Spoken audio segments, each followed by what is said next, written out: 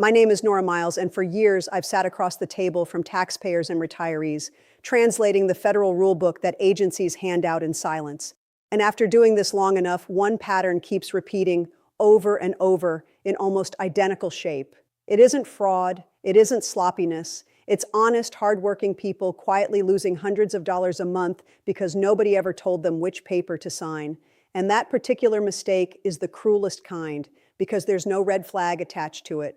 No warning letter, no overdue notice, just a check that's smaller than it should be, month after month, forever, unless someone catches it.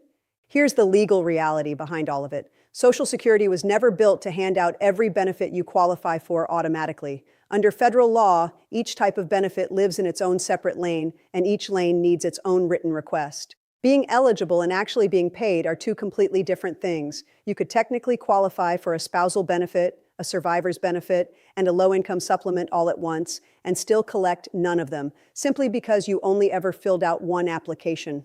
The system reacts to paperwork. It does not go digging through your file looking for money it owes you. Nobody there is going to volunteer that information.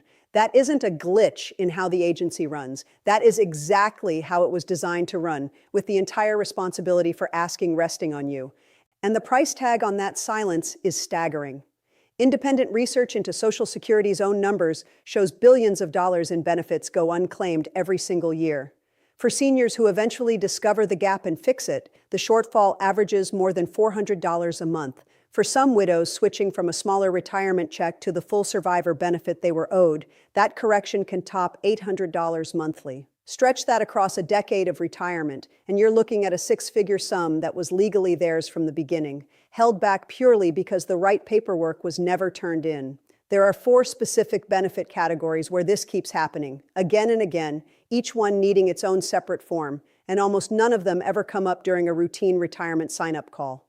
The first is the spousal benefit. A spouse can be entitled to as much as half of the higher earning partner's benefit amount, regardless of whether that spouse worked at all, worked part-time, or spent decades earning less. The paperwork required for this is a specific spousal application, and it is not the same as the standard retirement form. The online system defaults straight to your personal work record and never surfaces the spousal option unless you go looking for it yourself. So people who sign up online thinking they've claimed everything they're owed often walk away with only their own smaller benefit, while the spousal amount sits there, permanently unclaimed unless someone files for it. If you spent years caregiving or working part-time, this could double what you receive every month. And if your own earnings were solid, it can still apply if your spouse's record is higher than yours.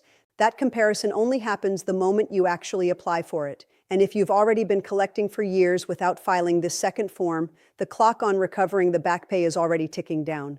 The second missed benefit belongs to widows and widowers. Federal law entitles a surviving spouse to as much as the full amount their late husband or wife was receiving, but that requires an entirely separate application, one that is never triggered automatically by your existing retirement filing. Let me tell you about a woman I'll call Miriam, 67 years old, a retired bookkeeper in Tucson. Her husband passed away in 2021 after 41 years of marriage. His monthly Social Security benefit was $2,340. Miriam had already claimed her own retirement benefit years earlier at 63 and was receiving $980 a month.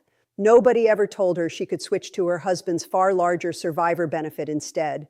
For 3 straight years, she kept receiving her smaller check while the larger one sat unclaimed, a gap of over $1,300 every single month. She hadn't made a mistake. The system had simply processed exactly what she asked for and nothing more. And here's what makes this so urgent. Survivor benefits can only be paid retroactively for up to 6 months before you file. Every month beyond that is gone permanently. No exceptions, no appeals. By the time someone finally caught Miriam's error, she had already lost more than $30,000 that could never be recovered. So before we go any further, stop this video right now and pull up your most recent Social Security statement, not last year's, the newest one you have. Look at what category of benefit it lists. If it only shows your own retirement benefit and you're widowed, or your spouse earned significantly more than you did, you may be sitting in the exact same spot Miriam was in. Keep that number in mind, because what comes next tells you exactly what to do about it. The third missed opportunity involves delayed retirement credits. There's no separate form for this one, but there is a critical action most retirees never take. For every month you wait past your full retirement age, up to age 70, your monthly benefit grows by roughly 2/3 of 1%, which adds up to about 8% a year. If you never file before 70, that growth happens automatically. But if you already filed early and locked in a reduced amount, and you want to undo that decision and refile at the higher rate, there is a strict withdrawal request you must submit within 12 months of your original filing. Miss that deadline, and the door closes for good. Someone who defaulted into filing at 62 without understanding that 8% annual growth could be leaving behind a benefit that's 75% smaller than what they'd get at 70. That isn't a small rounding difference. That's a structural gap that compounds every year you're retired. If you filed within the last year and you've had second thoughts, don't sit on this. That window is closing fast. The fourth missed benefit is supplemental security income, a completely separate federal program from standard retirement benefits meant for seniors with limited income and limited resources, regardless of work history. You can receive both your retirement benefit and this supplemental payment at the same time if you fall under the income and asset limits, but the agency will not automatically check you for it when you apply for retirement. You have to ask, and you have to file the separate paperwork yourself. If no one has ever brought this up with you and your household income is tight, there may be a monthly payment you've been entitled to since the day you first enrolled. And that brings us to the real trap hiding behind all four of these benefits. Even filing the correct form does you no good if you file it too late. The 6-month retroactive limit is a hard wall. It governs spousal benefits, survivor benefits, and most retirement corrections. Supplemental security income doesn't even offer that much grace. It only pays starting the month you apply, with nothing recovered from before. Every week you wait is a week of money permanently gone. There's no appeal that brings back a missed month once it's passed. The only protection is filing before that window shuts, not after. There's one more narrow opportunity worth mentioning, specifically for anyone born before January 2nd, 1954. A now mostly eliminated strategy that lets someone claim only a spousal benefit while letting their own retirement benefit continue growing may still be available to that specific group. If that's you, and you haven't asked the agency about it directly, that opportunity is shrinking every year, and it deserves urgent attention. So here's exactly what to do next, in order. First, call the Social Security Administration directly and ask for a full record of every benefit currently attached to your account, and every benefit category for which no separate application has ever been filed. Use that exact wording and write down who you spoke to and when.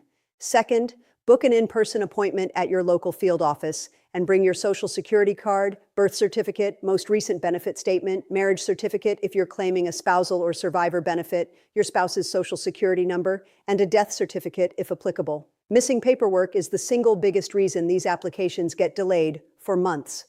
Third, if you're widowed, specifically ask about the survivor benefit application and request that the representative calculate both your current benefit and the survivor benefit in writing before you leave. Fourth, if your household income is limited, ask directly whether you qualify for supplemental income and request that specific paperwork, because nobody will bring it up unless you do. Fifth, if you filed for retirement early and it's been less than 12 months, ask about withdrawing that filing and restarting at a higher rate.